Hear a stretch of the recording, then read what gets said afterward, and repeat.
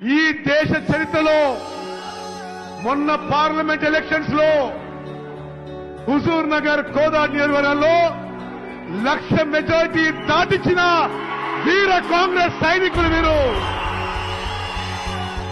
భారతదేశ చరిత్రలో ఒక నియోజకవర్గంలో 1,00,000 మెజారిటీ దాటించిన ఘనత మీకు దక్కుతుందని మనం చేస్తున్నా.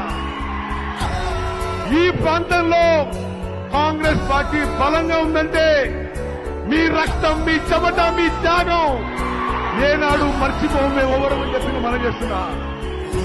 రేషన్ బియ్యం దొడ్డు రకం, ఇంగ్లీష్ లో కోర్స్ గ్రేడ్స్ అంటారు.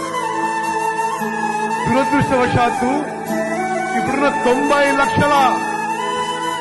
లక్షల రేషన్ కార్డులలో 2,81,00,000 లబ్ధిదారులు అందరికీ 6 కిలోల బియ్యం ఇస్తున్నా. బియ్యం సరిగ్గా ఉపయోగం రావడం లేదు.